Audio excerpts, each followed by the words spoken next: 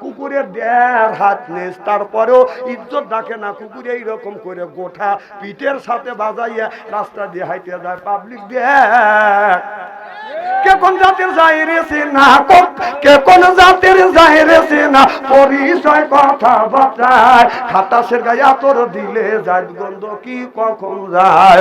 কুত্তার নেশটা এতই বেকা, তেল দিলে হবে না সোজা, সব কি আর হবে তাজা, মরা গুড়ই যতই খায় চিল্লে কর ঠিক কিনে।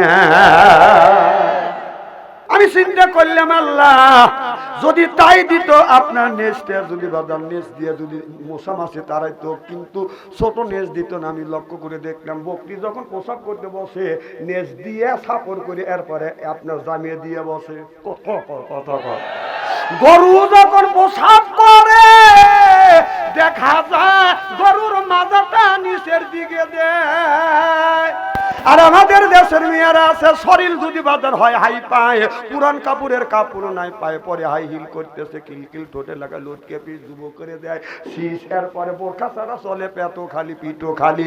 আমি হিসাব করে দেখলাম এই মেয়েটা 1 নাম্বার শয়তানের শালি। যুবকেরা দেয় হাতে তালি, চেনে না অলিভ অলিভ।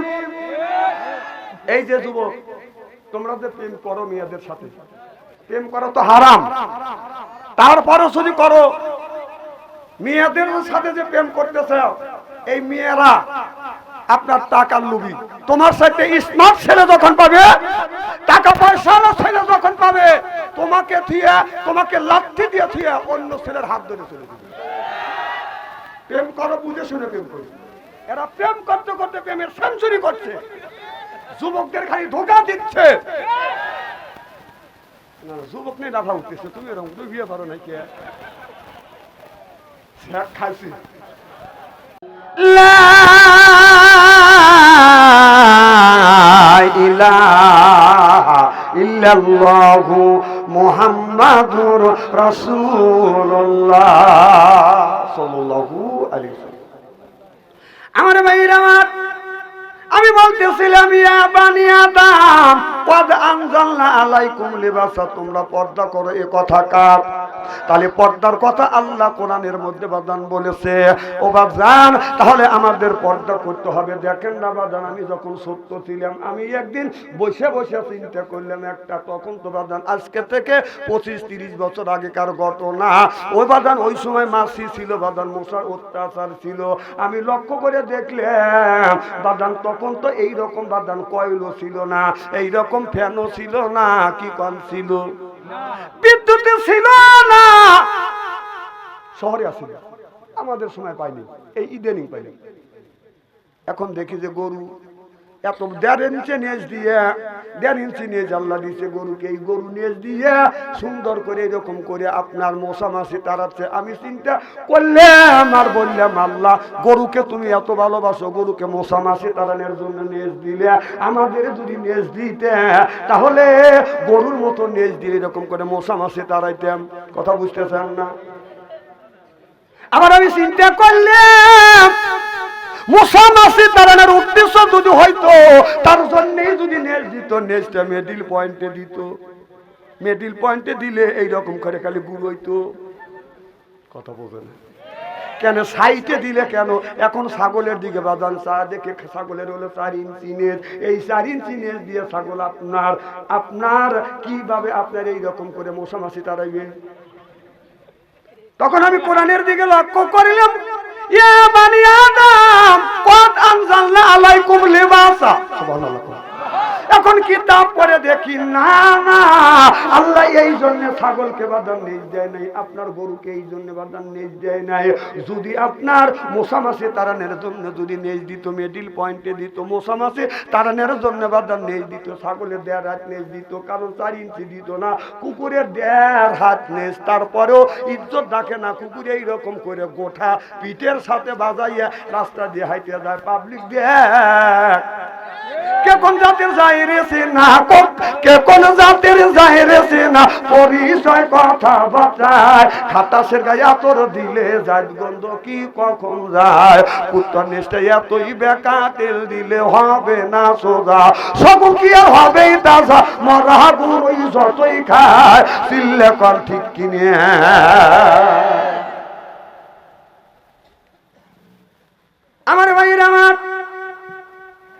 পান খাবে কারাবার এই পান আনা মানে আমার ওয়াজ নষ্ট করা লেগে এই পান আনতে বলছে কিনা হ্যাঁ এই যে পান খাবি না আমার ওয়াজ বাদ দিবি না না না পান খাওয়ার নিশায় আমার ওয়াজটা মগজের মধ্যে ঢুকবে না কারণ আমি তো ওয়াজ করতে আমি ঘামতেছি বাচ্চা তো মুখস্থ করে আসি নাকি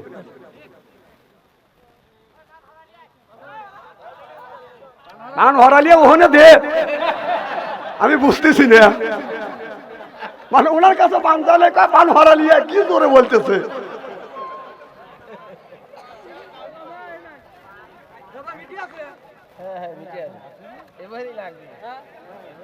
আমার ভাইয়ের আমার ভালো করে লক্ষ্য করে শোনো এদিক টাকা তাফসীরটা শোনেন আমি চিন্তা করলাম আল্লাহ যদি তাই দিত আপনার নেস্টে যদি বাদাম নেস দিয়ে যদি মশা মাছে তারাই তো কিন্তু ছোট নেস দিত না আমি লক্ষ্য করে দেখলাম বকরি যখন পোশাক করতে বসে নেস দিয়ে সাপড় করে এরপরে আপনার জামিয়ে দিয়ে বসে কথা গরু যখন পোশাক করে দেখা যায় গরুর মাজাটা নিচের দিকে দেয় আর আমাদের দেশের মেয়েরা আছে শরীর যদি বাজার হয় হাই পায় পুরান কাপড়ের কাপড় নাই পায় পরে হাই হিল করতেছে কিলকিল ঠোঁটে লাগা লটকে পিস ডুবো করে দেয় শীষ এরপরে বোরখা ছাড়া চলে পেটো খালি পিঠো খালি আমি হিসাব করে দেখলাম এই মেয়েটা 1 নাম্বার শয়তানের শালি যুবকেরা দেয় হাতে তালি চেনে না অলিভ অলিভ এই যে যুবক তোমরা যে প্রেম করো মেয়েদের সাথে প্রেম করা তো হারাম তারপরও যদি করো মেয়েদের সাথে যে প্রেম করতেছে এই মেয়েরা আপনার টাকার লোভী তোমার সাথে স্মার্ট ছেলে যখন পাবে টাকা পয়সাওয়ালা ছেলে যখন পাবে তোমাকে থিয়ে তোমাকে লাথি দিয়ে থিয়ে অন্য ছেলের হাত ধরে চলে যাবে প্রেম করো বুঝে শুনে প্রেম করো এরা প্রেম করতে করতে প্রেমের সেঞ্চুরি করছে যুবকদের খালি ধোঁকা দিচ্ছে না যুবক নেই দাফা উঠতেছে তুমি এরকম তুই বিয়ে পারো নাকি খাইছি না না শোনেন শোনেন বাবারা তোমরা আমাদের ছেলেদের মতো নাতিদের মতো তোমাদের আগামী ভবিষ্যৎ ভালো আমি তোমাদের পায়ের নিচে হাত থেকে অনুরোধ করে বলবো মেয়েদের পিছনে কেন করবে কারণ ওরা তোমাদের শাখা দেওয়ার জন্য বসে আছে ওরা যদি তোমার চাইতে ভালো স্মার্ট ছেলে পায় টাকা পয়সা ছেলে পায় তোমাকে ধোঁকা দিবে ওদের সাথে তোমরা কেন প্রেম করতে দেবে খবরদার না না তুমি যদি প্রেম করো মেয়েটাকে যদি 100 তুমি তোমার ওর বাবার কাছে যাও তুমি তুমি গছের কথা বিয়ের দাবি করো কথা কও না কে না যা যে দিবে না ও ব্রাহ্মণ সাদের গায়ে হাত বাড়াও কে না না তুমি যদি কও যে সাপলুর আমার বউ হবে তোর বউ হবে সাপলুর ও আশা বাদ দেও স্বপ্নেও তো কোনোদিন আসবে না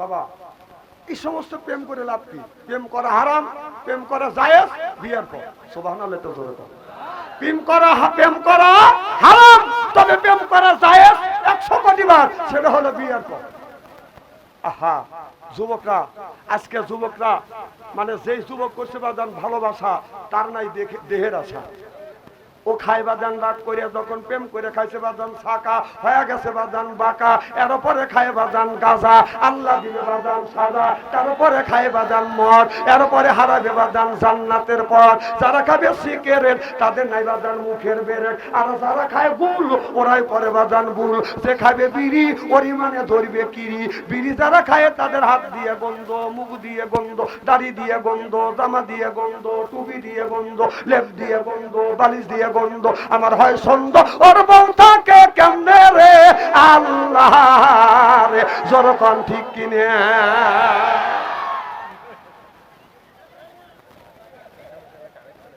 টাটকা বিড়ি খায়া বর মুখের সাথে যখন মুখ লাগায় বউ খালি মুখ ঘুরে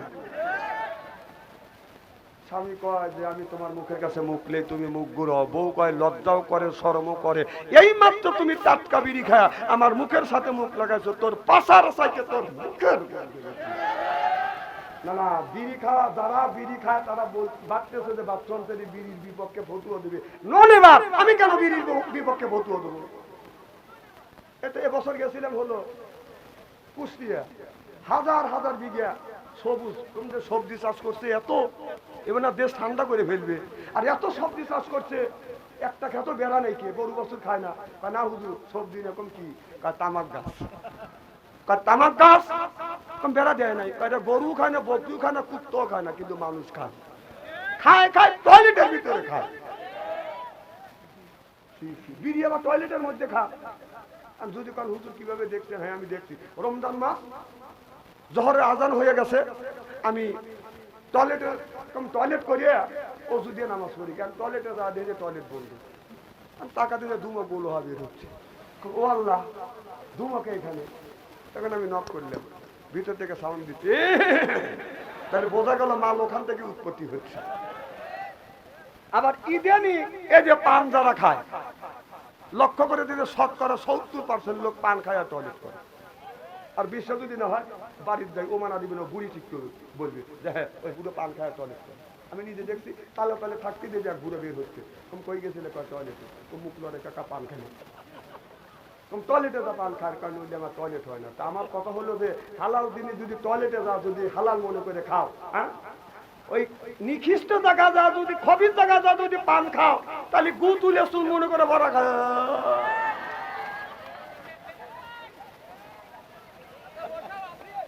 না না, স্ত্রী হচ্ছে তো, এগুলো বাদ দেন, বাদ দেন।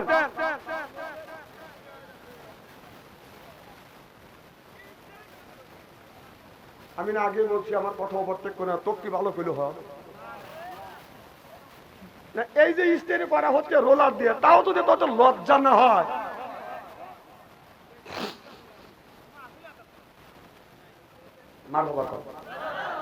আমার ভাইয়ের আমার, তাহলে আমি চিন্তা করতে লাগলাম, এই গরু রাস্তার, এই গরু যখন প্রসাব করে বাদান, তারপরে গরু তো বাদান এরকম করে বাদান নিচ দিকে পাতাটা দেয়। আর আমাদের দেশের মানুষের বাদান এতই নিচে নামে গেছে, এটা বাদান ভাষায় বর্ণনা করা যায় না। মেয়েরা বাদান হালকা কাপড় পরতে পরতে আরো হালকা পরে, আরো হালকা পরতে পরতে বাদান আরো হালকা পরে। যে খায় বাদান বিড়ি, সে বিড়ি খাওয়া বাদ দিয়ে বাদান সিগারেট খাইছে, অর্থাৎ টেটাস অবলম্বন করতেছে। যে খাইছে বাদান ডাবলি, সে খায় এখন বাদান গোল্লিপ। আর যে খাইছে গোল্লিপ, সে এখন খায় বাদান আপনার কি জানি কয় ব্যায়াম সরাই যে খাইছে। যে খাইছে বিড়ি, সে খায় সিগারেট, যে সিগারেট খাইছে ডাবলি খাইছে, সে এখন গোল্লিপ খায়। যে গোল্লিপ খাইছে ছেড়ে দিয়ে ব্যঞ্জন খায়, যে ব্যঞ্জন খাইছে ছেড়ে দিয়ে গাঁজা খায়, যে গাঁজা খাইছে ছেড়ে দিয়ে বাদান মদ খায়, যে মদ খাইছে ছেড়ে দিয়ে বাদান এখন সে বাদান হিরোইন খায়। যখন ঠিক কিনে বাদান মানুষ কালো ধীরে ধীরে বাদান আপনার নেশার দিকে অগ্রসর হচ্ছে। আর মেয়েরা যত শিক্ষিত হচ্ছে, ততই ব্লাউজের চুল বাদান উপরের দিকে উঠতেছে। আপনার পাতলা পড়তে পড়তে আরো পাতলা, আরো হালকা বাদান পড়তেছে। এই রকম করে গায়ে দেয়, ভিতরে যা গায়ে দেয় সব বাদান দূরবীন ছেড়া দেখা যায়। আল্লাহ বলে কোয়াদান জাল্লালাইকুম লিবাসা, ও নারীরা, ও পুরুষেরা, ও নারীরা, ও আদম সন্তানেরা, তোমরা যখন আল্লাহ তোমাদের পাঠাইছে, তোমরা লিবাস পরিধান করে চলবে। আজকে দেখেন বাড়ির মধ্যে রাস্তা দিয়ে যায় তো বাদান এইভাবে, বাড়ির মধ্যে মা আপনার ওড়না পরিয়া বাদান নিয়ম ছিল। খারাপ লাগতেছে? এই দেখেন আর একটা কথা শুনুন, লিবাস বাড়ির মধ্যে, সুবহানাল্লাহ, বাড়ির মধ্যে ভাবি আছে, দেওর আছে, এরপরে যা আছে ননদ আছে, কথা কল। কিন্তু বাবির বয়স হলো বাদান 25 বছর, দেওরের বয়স হলো বাদান 20 বছর। বাবির বাদান ওড়নাটা পিছন দিকে দিয়ে এইরকম করে সামনে রাখা উচিত ছিল, কিন্তু তা না। বাড়ির মধ্যে বাবি বাদান ওড়নাটা পিছনে দেয়। এই মুড়া হিমালয় পর্বত দেওর দেখতেছে কি? আল্লাহ বললেন কত আনজালনা আলাইকুম লিবাসা, এইগুলো তুমি কি করলে? বাড়ির মধ্যে মা সন্তান যদি বড় হয়, মা যখন সন্তান যখন উপযুক্ত হবে, বড় হবে, মা এমন পোশাক পরবে, এত সুন্দর একটা পোশাক বের হয়েছে, এটা গায়ে দিলে আপনার এই কোমর পর্যন্ত সর্বশরীর ঢেকে থাকবে, এইগুলো আপনি ব্যবহার করবেন। তাহলে বাড়ির মধ্যে শ্বশুর বেটার বর মুখের দিকে তা থাকতে পারে না, বেটার বর এমন অর্ধউলঙ্গ হয়ে থাকে, কথা কথা।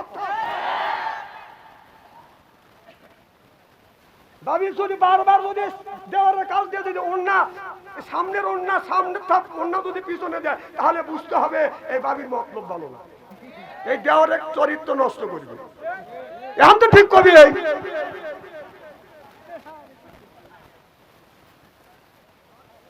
কিসা কাহিনী করার জন্য আসলে কোরআন থেকে সরাসরি ব্যাখ্যা বিশ্লেষণ করে বর্তমান প্রেক্ষাপট মিলিয়ে আপনাদের বাঁচানোর জন্য কথা বলতে।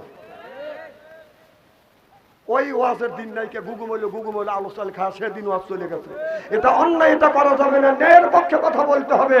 কথা কার? আল্লাহ। আমার ভাইরা আমার ভালো করে লক্ষ্য করে শুনুন। আমিরুল মুমিনিন খলিফাতুল মুসলিমিন বাজান আপনার অর্ধ পৃথিবীর প্রেসিডেন্ট আপনার ফজর নামাজ পড়িয়া বাড়িতে বাজান যাইতেন না। ফজর নামাজ পড়িয়া গ্রামের মধ্যে যা জিজ্ঞাসা করতেন, ও গ্রামবাসীরা তোমরা কেমন আছো?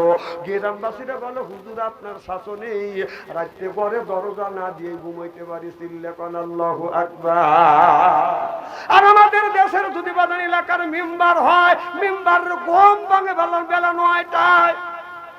মেম্বারকে যা যদি টাকা দেয়, মেম্বার সাহেবকে বাড়িতে আসা না, মেম্বার সাহেবের বউ বলে ডাকাডাকি করেন না। মেম্বার রাত ৩টার সময় আসে শুইতে, তাহলে ও ৩টার থেকে উজনটাতে কেউ চুরি করে গেছিল।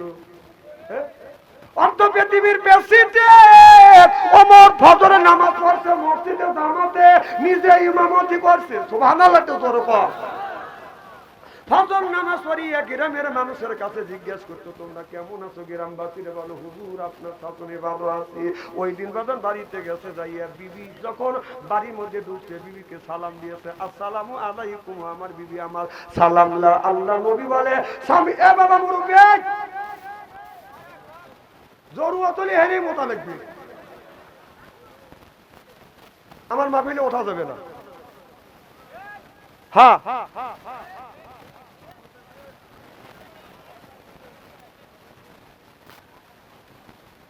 বাড়িতে আমার বিবিকে সালাম। আচ্ছা এটা বলতেছে হুজুরকে পেশাব করে যাবে, দিবে না, আমি কি নিষেধ করতে নাকি? আচ্ছা জীবনে তো অনেকদিন ওয়াজ শুনছেন না? কোনোদিন কি দেখছেন যে হুজুর আপনাদের বসা রেখে বলছে যে আমার পোশাকের তাপ দিচ্ছে, বসে থেকে নিতে পেশাব করিয়াছি?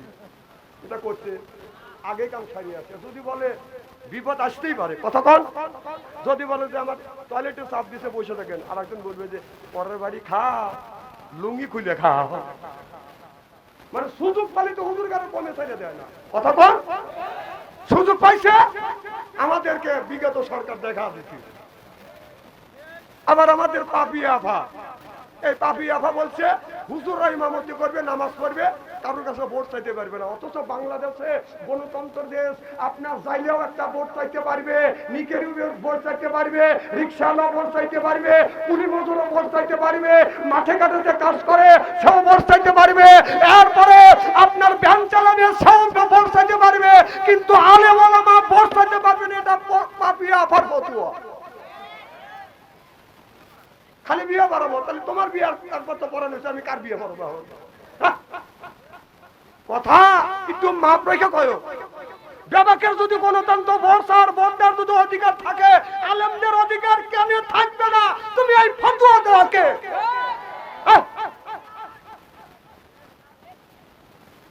আবার বলে যে মোল্লারা চাঁদা তোলে।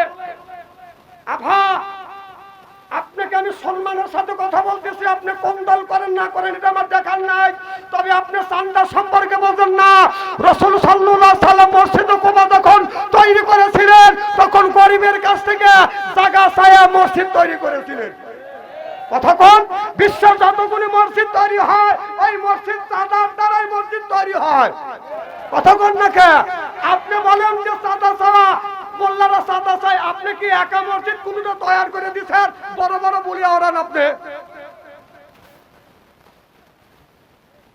আভা কথা হিসাব করে কয়েন। আজকে আমাদের মতো মোল্লা হারুন ভাইয়ের সাথে আপনার বিয়ে বড় দিছে থেকে আপনি তার হালাল হচ্ছেন, সে আপনার হালাল হচ্ছে। আলেমের বিরুদ্ধে কথা বলেন না। আলেমের বিরুদ্ধে যারা কথা বলছে তারা দেশে দেখতে পারে নাই, তারা দিল্লি মামুর বাড়িতে বলেছে।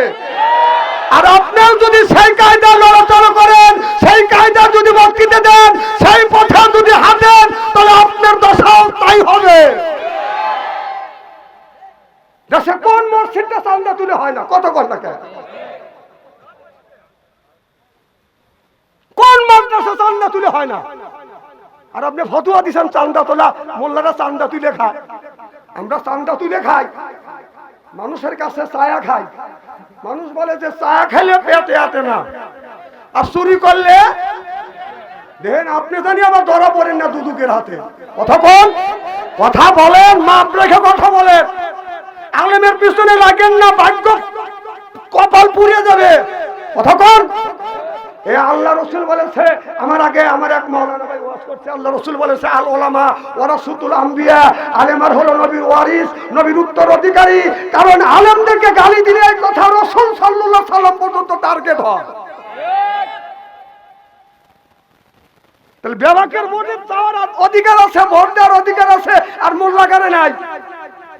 বাহ, খুব ফতুয়া দেওয়া শিখছেন আপনি। ফতুয়া বন্ধ করেন। আপনি ফতুয়া দেওয়ার কে? আপনি ফতুয়া দেওয়ার কে? আপনি রাজনীতি করবেন, রাজনীতি করেন, আপনার তো বাধা দেই না।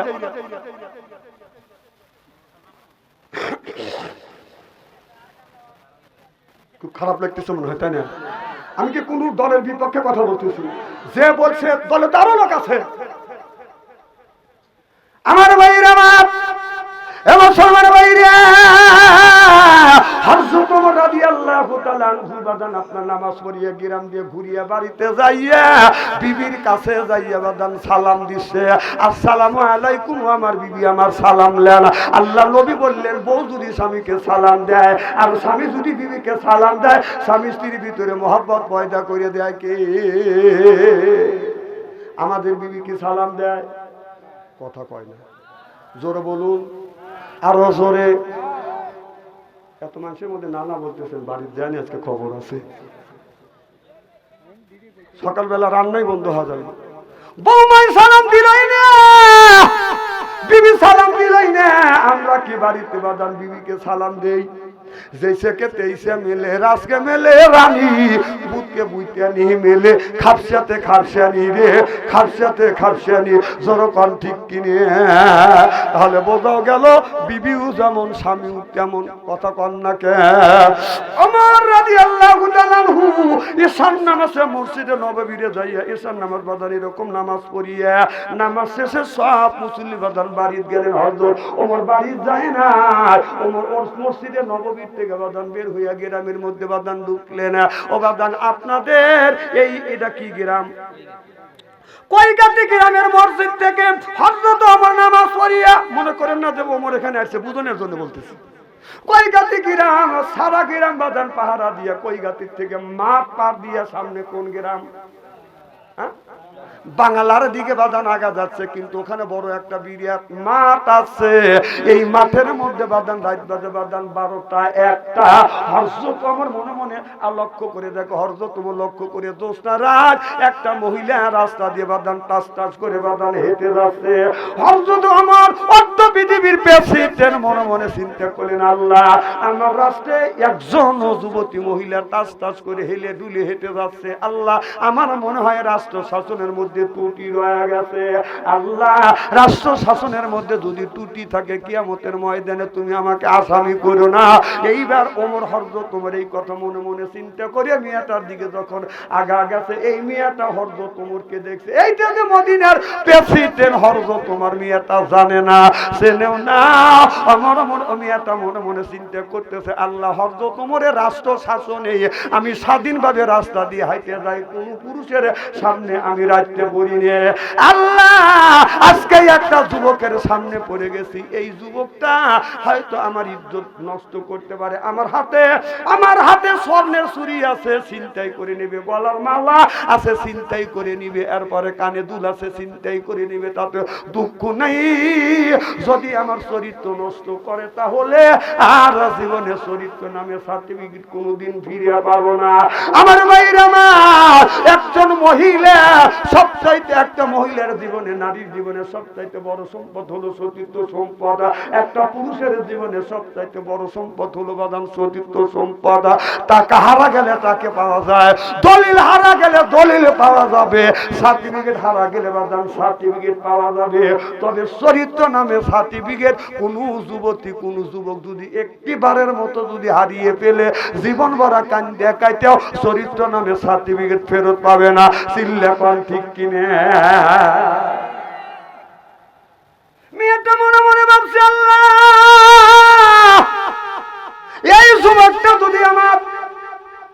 চিন্তাই করে নিয়ে যায়, তাতে আমার কোনো দুঃখ নাই আল্লাহ। আমার চরিত্র নামে সার্টিফিকেট দেন, আমি হেফাজত রাখতে পারি আল্লাহ।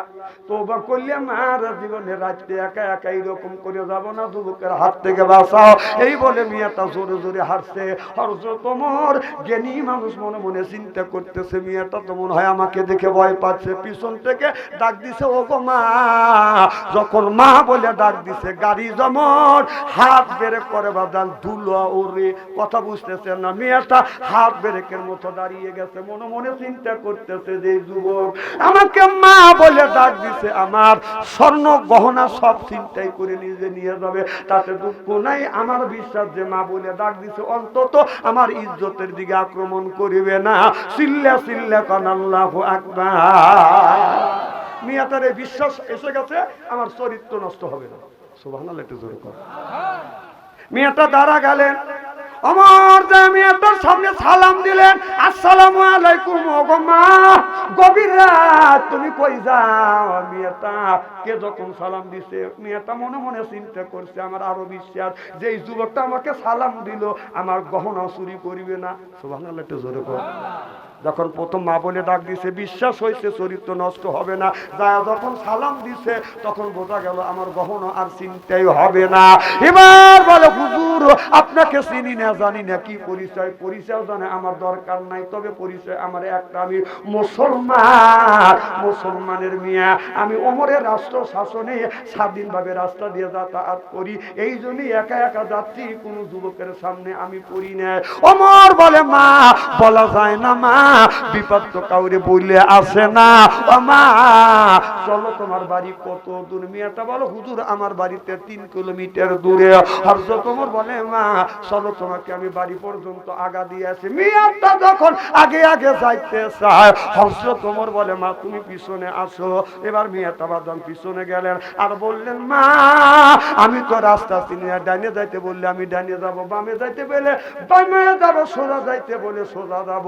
কারণ হযরত ওমর মনে মনে চিন্তা করছে, ওমি মহিলা যদি সামনে দিয়ে হাঁটে যায়, আমারও নজর তার কোমর ও পিছনে বাদান লাগতে পারে, কারণ আমার চোখ তো ধরে রাখা যাবে না,